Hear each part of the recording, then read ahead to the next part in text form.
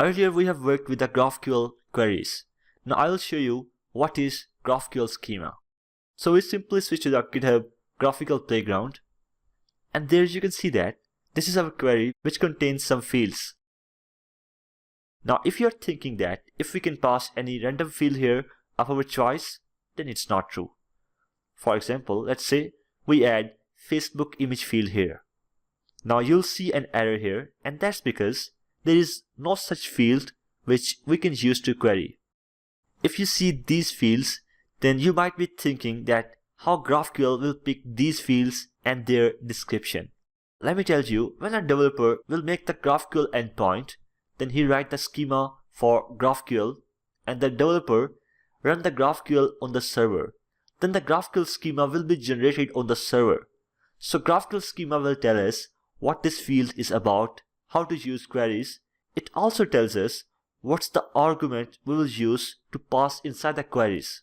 In precise, you can compare the GraphQL schema as an API documentation. In API documentation, you know the functionality of API endpoint, or what the API endpoint is taking from the user, or what kind of data the API endpoint will return. Similarly, GraphQL schema will tell us all the fields, their description, types, and queries.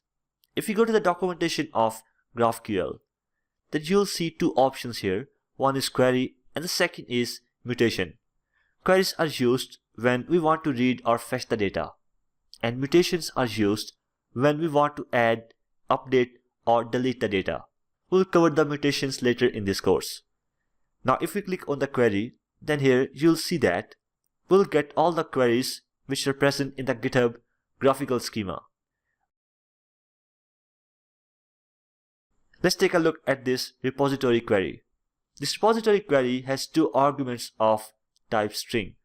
The one is owner and the other is the name of the repository. And along with that, you'll see an exclamation mark. This exclamation mark means that these two arguments are required.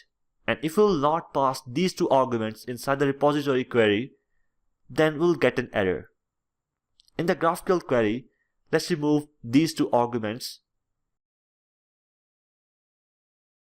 And if we send the request, then we'll get the error because these two arguments are required.